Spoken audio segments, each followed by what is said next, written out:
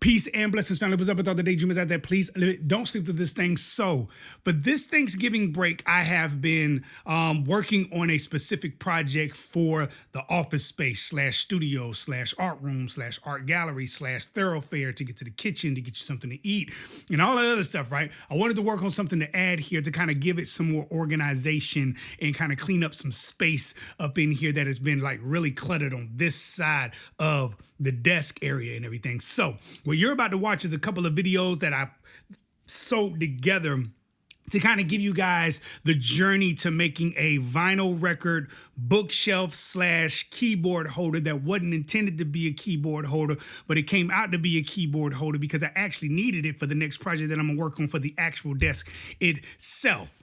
I hope that made sense.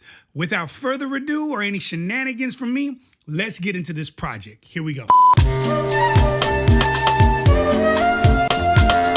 All right, guys. So real quick, as you can see, the studio slash office space is a hot mess, but I've been testing out some things, looking at some things. So that's why my desk looks the way it does. But this section over here has no excuse or rhyme or reason. So we are about to remedy some of these things. So the first thing that I want to do is create a vinyl record shelf that's going to go from here, or storage cabinet that's going to go from here all the way around in an L shape to about right here.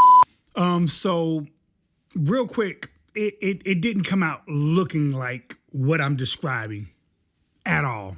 I'm not, no excuses, but you know what? Whatever. Blame your auntie who has no teeth. Let's get back to the video. Whatever.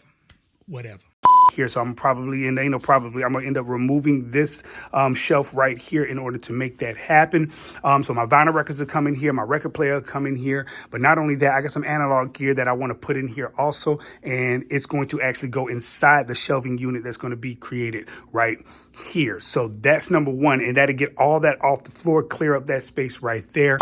All right, y'all, it's early in the morning. I'm still in my robe and everything, but I wanted to wake up and go ahead and put this together. This 10-inch sliding compound miter saw, Chicago Electric Power Tools, baby. It's a lot of projects that I've been wanting to work on, small little things that I've been doing some big things, but I needed to get this to help me in that process, and I am excited to have it. So I'm finna take this thing out, put it together, and yeah, we finna tear up some stuff. Oh yeah, well, we about to tear up some stuff.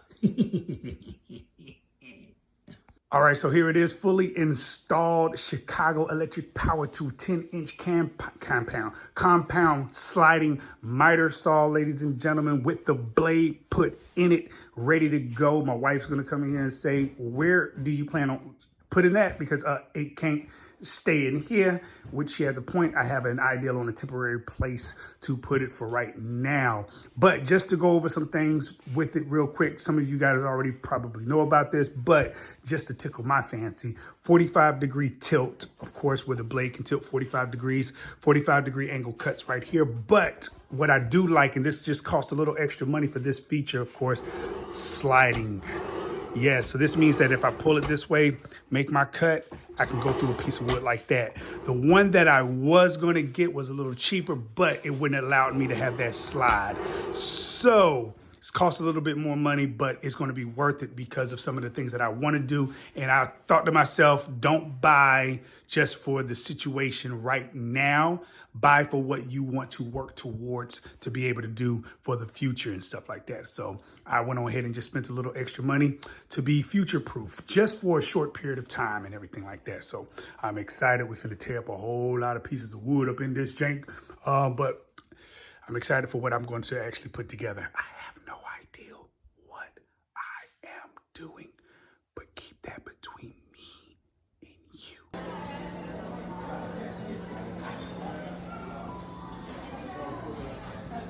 All right, so the vinyl record storage cabinet, I hope that's saying it right. Got the wood. It's gonna be a lot of wood cutting tonight. Well, it might not be tonight, but it's going down probably Thursday morning and Friday morning. We'll see how it go. But we got it. Yeah, get it.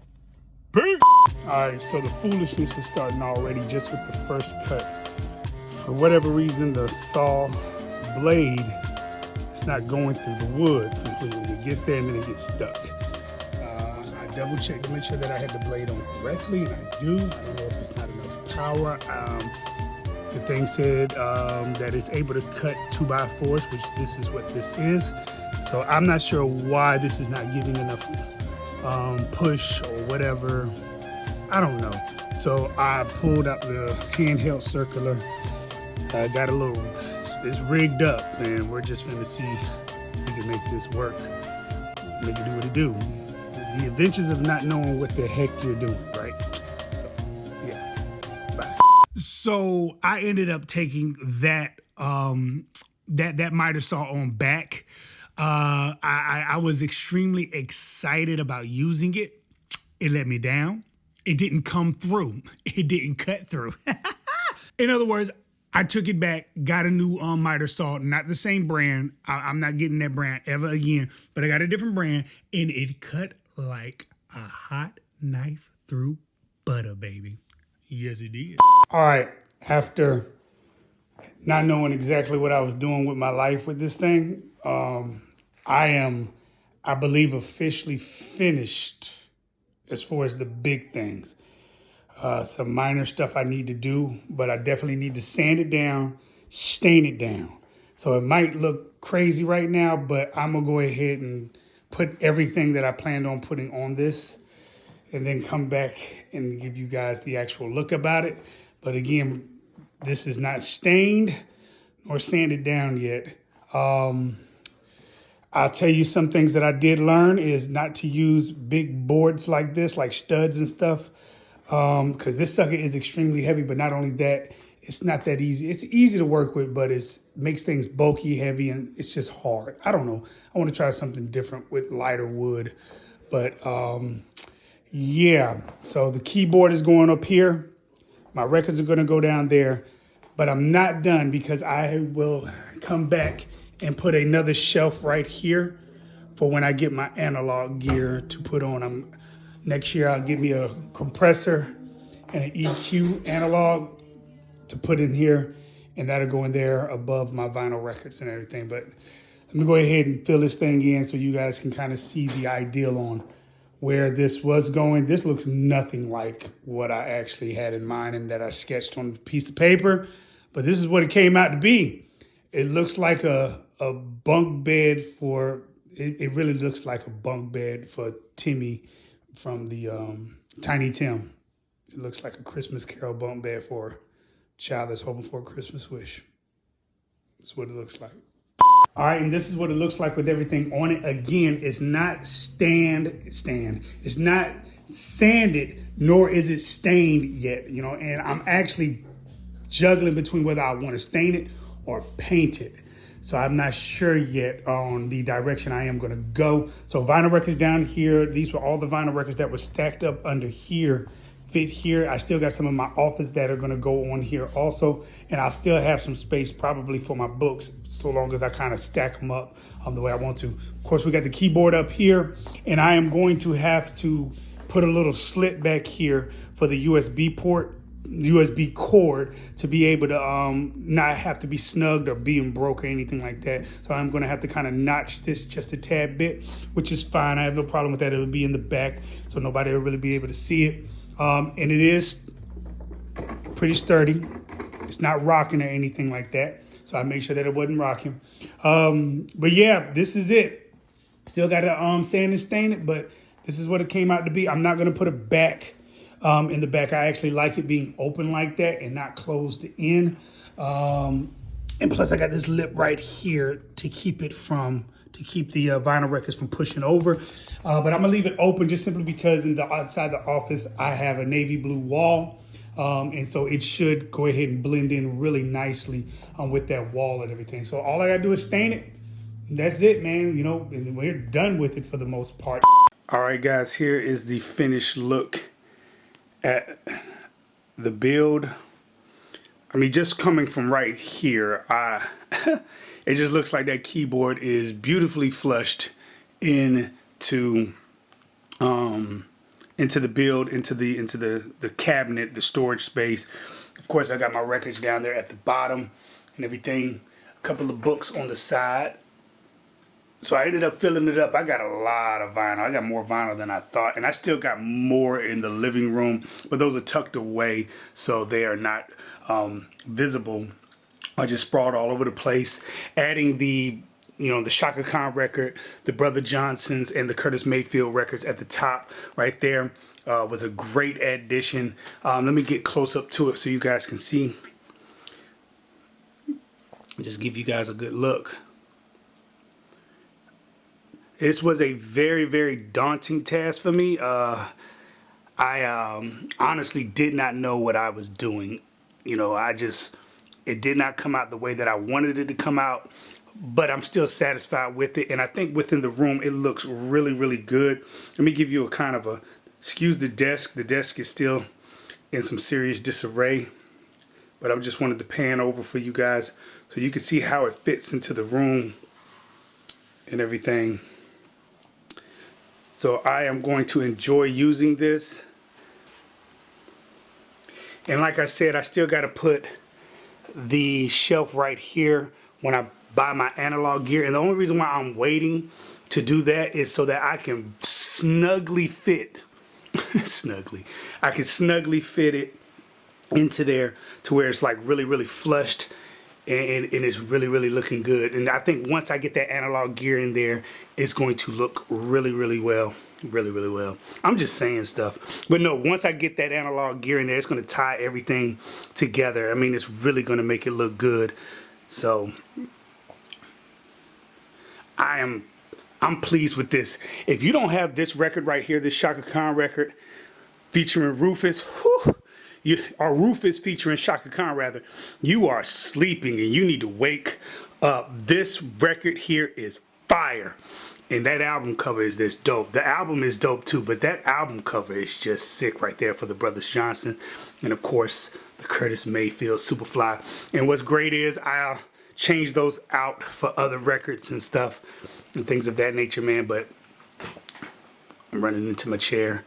But this looks good. I am pleased with it. And there goes a final shot. I'm pleased with it. It was a challenge. I learned a lot. I learned to be patient and take my time next time I do this. I learned about pocket screws are better as far as look. I learned a lot. So this was my first major build like this. I mean, I built this desk, but it's just taking some sawhorses, metal ones or aluminum ones or whatever metal that is, and laying boards flat across it and everything. That wasn't hard, but putting something like this together was a different task and everything like that. But one more look, just one more look. Woo, doggy. That thing purty. That thing purty. I don't care what none of y'all say, that thing there purty. And I built it myself. I did not order it off the internet and did not come with a simple instructions and none of that stuff. I built it myself, so it was that learning experience that I'll walk away from, but I am going to actually implement in later builds. Ooh. So we're going to end it on this shot right here. Boom. So as you can see the finished results, ladies and gentlemen, and I am absolutely ecstatic and excited about it. I love the way that it looks, and it really ties and fits into the space on this side of the office, and I am extremely excited the way that it came out. I think once I add that analog board gear to it and that shelf right there to hold it, and that analog gear is placed in it, it's really going to tie everything together with your powers combined. I'm telling my age, if you don't know where that came from, ooh, you need to do some research. Anyways, the fact that I use research to tie into that saying. Anyways, I think it's really gonna pop it out and really, really bring everything on home for how this shelf is going to look. I got other things that I plan on working on, of course, with the desk space and other things around the house that I plan on working on. But again, let me tell you something. I have absolutely no idea what I'm doing, but I wanted to try it. And I am glad that I did, because I was able to build it, finish it, and present it. And even though it didn't come out exactly the way I wanted it to come out, the way I had it sketched and everything on the paper, it still got completed, and I am excited. I learned some things. I learned a lot of things doing this project that I'm going to implement in the future projects that I do. And one of those is just slow down, take your time, do it right. Measure twice, cut it once, right? You know what I'm saying? Anyways, it doesn't matter. You know what? Let's go ahead and get out of here because I'm starting to ramble. Y'all be safe out there. Much love and respect. This your boy Sleep. Peace. And I really don't know what I'm doing.